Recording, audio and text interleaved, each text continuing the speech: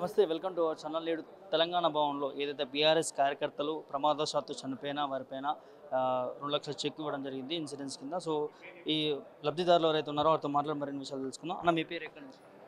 మా పేరు బోరెం రాజేశ్వర్. మాది దుబ్బాక నియోజకవర్గం మోతే గ్రామం.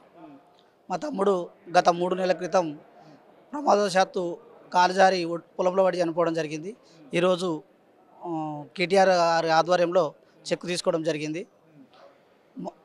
ఏం చెప్పారు కేటీఆర్? కార్యకర్తలకు, కుటుంబ సభ్యులకు అందరికీ కూడా ఆధారపడకుండా పార్టీ అండగా ఉంటుందని చెప్పి కేటీఆర్ గారు ఒక మంచి మెసేజ్ ఇవ్వడం జరిగింది. మరియు దుబ్బాక నియోజకవర్గంలో పెద్ద ఎత్తున మెంబర్షిప్లు కూడా ఉన్నాయి కాబట్టి మా ఎమ్మెల్యే కొత్త ప్రభాకర్ రెడ్డి సహకారంతో మేము ఇవన్నీ సాధించుకుంటాం. మీ తమ్ముడు చనిపోయి ఎన్ని రోజులు అవుతుంది? 3 నెలలు అవుతుంది. అదే చెక్ పొందిరా? చెక్ ఉంది ఈరోజు. ఎట్లా చూస్తారండి బీఆర్ఎస్ పార్టీ నుంచి? బీఆర్ఎస్ పార్టీ అంటే కన్నతల్లి లాంటి పార్టీ, కార్యకర్తలను కడుపులో పెట్టుకొని చూసుకుంటుంది. కాబట్టి మేము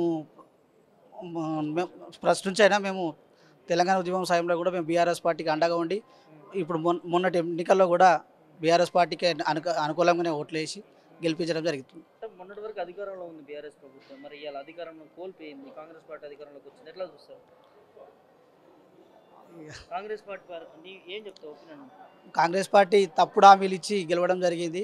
కానీ మా దుబ్బాక నియోజకవర్గంలో ఆ కాంగ్రెస్ పార్టీ తీసి బొందబెట్టడం జరిగింది. మా ఎమ్మెల్యే కొత్త ప్రభాకర్ రెడ్డి గారిని భారీ మెజార్టీ 57,000 మెజార్టీతోటి గెలిపించుకోవడం జరిగింది.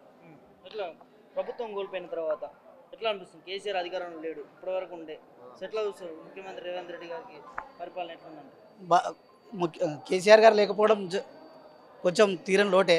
కానీ రేవంత్ రెడ్డి తప్పుడు నిర్ణయాల వల్ల, తప్పుడు హామీల వల్ల గద్దెనెక్కింది. కానీ ఎక్కువ కాలం కూడా కాంగ్రెస్ పార్టీ కొనసాగది.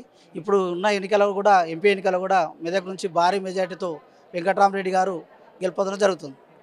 కొంతమంది బీఆర్ఎస్ కార్యకర్తలపైన, నాయకులపైన దాడులు జరుగుతూ ఉన్నాయి. అది కాంగ్రెస్ వాళ్ళని కొంతమంది చెప్తా ఉన్నారు, వైరల్ అవుతూ ఉన్నాయి. సో బీఆర్ఎస్ పార్టీ నుంచి మీకు ఎలాంటి ధైర్యం ఇస్తూ ఉంది పార్టీ? మాకు కార్యకర్తలకు మంచి సహకారం ఉన్నాడంటే మా స్థానిక మాజీ మంత్రి వాళ్ళు తన్నీర్ హరీష్ రావు గారి సహకారంతో సిద్దిపేట జిల్లాలో ఎలాంటి కార్యకర్త కూడా ఇప్పటివరకు అయితే చిన్న హాని కూడా జరగలేదు. ముందు జరగకుండా కూడా ఆయన తప్పకుండా కంటికి రెప్పలాగా చూసుకుంటాడని హామీ కూడా ఇచ్చారు. గతంలో కేసీఆర్ ఉన్నప్పుడు ఇన్ని అత్యాచారాలు కానీ అంటే కాంగ్రెస్ నాయకుల పైన కానీ బీఆర్ఎస్ పైన ఎవరిపైన చూడలేము మనం. ఎందుకు జరుగుతూ ఉన్నాయంట? కాంగ్రెస్ వాళ్ళు ఎందుకు చూపిస్తూ ఉన్నారు అనుకుంటున్నారు? ప్రశ్నించినందుకు కాంగ్రెస్ పార్టీ వాళ్ళు అక్కడక్కడ చిన్న తప్పులు చేస్తున్నారు. కానీ ప్రశ్నిస్తే కేసీఆర్ గారు ఆ ప్రభుత్వాన్ని కూడా ప్రశ్నిస్తే కూడా చూసి వదిలిపెట్టడం జరిగింది. కానీ వీళ్ళు ఇప్పుడు గుండాయిజం చేసుకుంటూ రకరకాల కేసులు పెట్టి వేధిస్తున్నారు. ఇది కాంగ్రెస్ పార్టీకి గతం నుంచి ఉన్న చరిత్రనే. ఏం చెప్పదలుచుకున్నాను? బీఆర్ఎస్ పార్టీ ఇంత మంచి ప్రోత్సాహం అందించినందుకు మేము మా నియోజకవర్గం పక్షాన ధన్యవాదాలు తెలియజేస్తాం. చెప్పండి అన్న, ఇవాళ బీఆర్ఎస్ పార్టీ కార్యకర్తలకు ప్రభుత్వం బీఆర్ఎస్ నాయకులు అండగా ఉంటామని చెప్పి కేటీఆర్ గారు చెప్తా ఉన్నారు. సో సార్ కేటీఆర్ గారు చెప్పిన విషయం ఏంటంటే చాలా సంతోషించదగ్గ విషయం అండి. ఏంటంటే కార్యకర్తలు ఆపదలు ఉన్న సమయంలో ఇది ఎంతో కొద్ది ఆసరగా కుటుంబ సభ్యులకి ఉండడం కోసం ప్రవేశపెట్టినగా నేను భావిస్తున్నాను.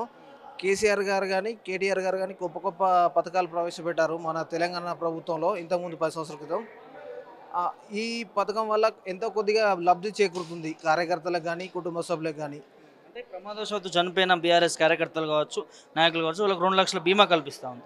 సో ఎట్లా అంటే మీకు కొంచెం మాకు ఫ్యామిలీ పరంగా ప్రోత్సాహంగా ఉంటుందండి. ఎంతో కొంతగా ఈ చేతగా ఉంటుంది మాకు. మా ఫాదర్ చనిపోయారండి రీసెంట్గా, బైక్ యాక్సిడెంట్లో చనిపోయారు. మనకు ఇది మన ఏంటంటే తెలంగాణ ప్రభుత్వం ప్రవేశపెట్టిన సభ్యత్వ నమోదు కార్యక్రమంలో వాళ్ళు ఇన్సూరెన్స్ చేసుకోవడం వల్ల మనకి ఇది ఉపయోగపడుతుంది. కేటీఆర్ గారు, కేసీఆర్ గారికి ధన్యవాదాలు.